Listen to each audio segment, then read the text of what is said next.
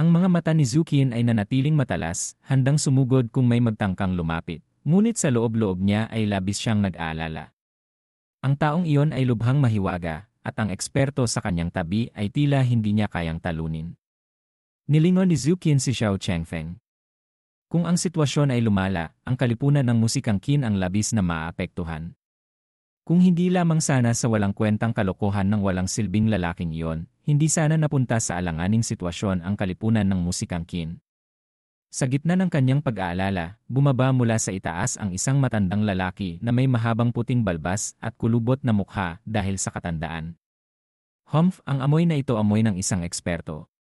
Nang makita ang matanda, nagbulungan ang mga naroroon sa kalipunan ng musikang Qin. Hindi ka panipaniwala, nagising na rin ang pangalawang pinuno ng kalipunan ng musikang Qin, si Elder Qin Kang. Lumalaki na ang gulo.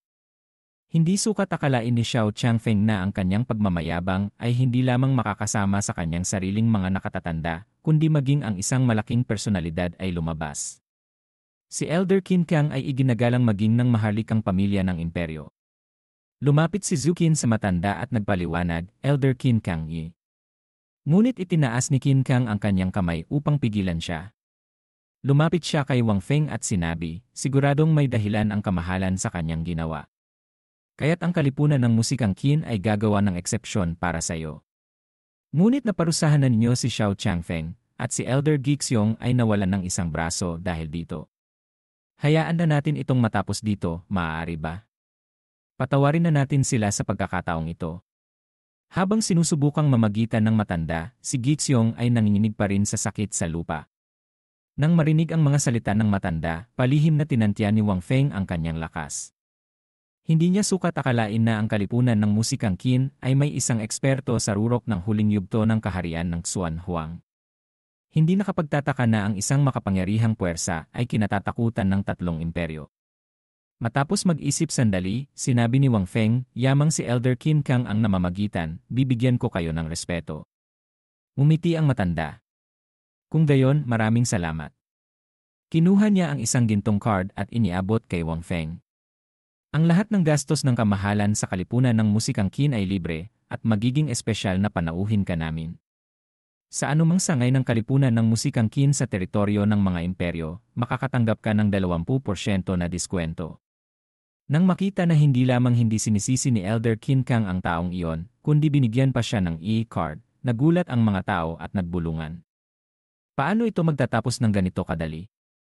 Sinira ng taong iyon ang mga panuntunan ng kalipunan ng musikang Qin, ngunit hindi lamang siya hindi sinisisi ni Elder Qin Kang, binigyan pa siya ng libreng serbisyo at Platinum EA card. Platinum EA card ng kalipunan ng musikang Qin. Siguro wala pang ilang tao sa imperyo ng Yaori ang may hawak nito. Kinuha ni Wang Feng ang card at mumiti. Kung mapilit kayo, nagpapasalamat ako. Itinuro ng matanda ang hagdan at inanyayahan si Wang Feng na umakyat. Bago umalis, binalaan niya si Xiao Changfeng, huwag kitang makita na lumabas ng kalipunan ng musikang Qin. Kung hindi, mamamatay ka. Gamit ang kanyang daliri, lumikha si Wang Feng ng isang espada ng enerhiya at itinapon ito sa braso ni Gixiong. Sa harap ng mga nangingilid na luha ni Gixiong, tumagos ang espada ng enerhiya at sumabog ang braso sa harap ng kanyang nagulat na mga mata. Nang makita ito, galit na tumingin si Gixiong. Ikaw. Hinarang ni Zukin ang kanyang daraanan at idiniin ang kanyang sutla sa liig ni Gixiong, nagbabanta, isang galaw mo lang, mawawala ang ulo mo. Alam ni Gixiong na wala siyang laban, kaya't yumuko siya upang iligtas ang kanyang buhay. Nagkunwari si Qin Kang na tumitingin sa kisem. Tila maraming gagamba sa kisem. Alam ni Zukin kung ano ang ginagawa ng matanda at nakipagtulungan sa pag-arte. Tama si Elder Qin Kang, magpapadala ako ng mga taong maglilinis mamaya.